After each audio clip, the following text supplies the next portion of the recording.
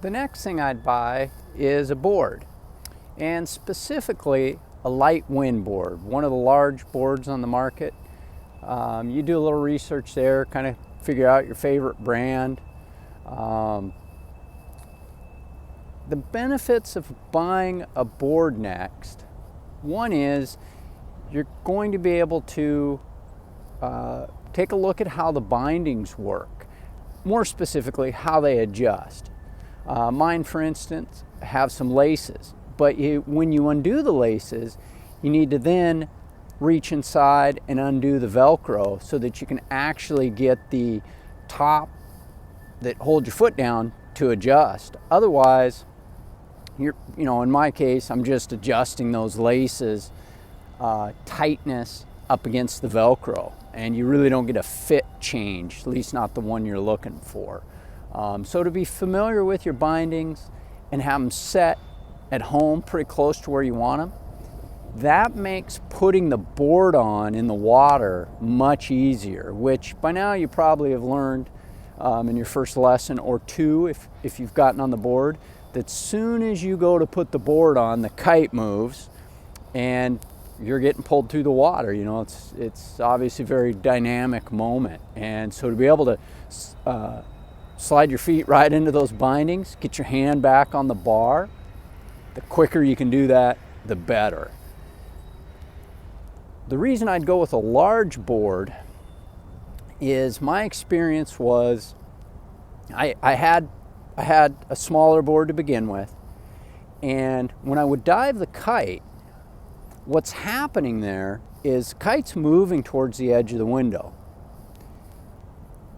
When the rider gets up, you're not sure yet, you don't have the muscle memory to get into a good sliding position. So while you're trying to kind of figure out, get your feet underneath you, what's happening, that kite has moved to the edge of the window, and you probably don't have enough power for that little board to get you up and going or to keep you on top of the water and moving. When I bought a bigger board, I just had more time. I could get on top of the water, make some mistakes right there in the beginning, but still keep sliding a little. In effect, moving forward on the kite or the kite moving back in the window, either way, it gave me a moment in time where I had the ability, kept sliding and was able to continue riding, get moving, as opposed to on my smaller board, I would sit back down in the water and have to restart.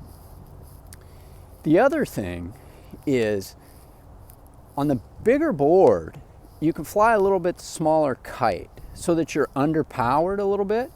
So let's say you go to the beach and everybody's using their 17, and maybe in your quiver you have a 12 or a 14, or you're still taking lessons, and you could say to the instructor will probably pick up on this, but hey, I want to fly a little smaller kite. What that does is it's a lot less punishing when you make a mistake. When you try your first transition and you send the kite across the window and it goes screaming across there, and it's way more power than you need and or anticipated. By having that less power, you end up getting pulled not quite as far away from your board. Now you don't have to body drag as far up to get it, or stand up and walk if you're in the shallows, ideally. But being closer to your board, it just makes your day go a whole lot easier. And maybe that smaller kite doesn't pull you off your board. It's just a lot easier and a lot less punishing right out of the gate. And chances are you're going to need a bigger board, a light wind board, or want one anyways. So buy it up front, make things a little easier on yourself. You got the familiar bindings, so your feet slide in there nice and easy.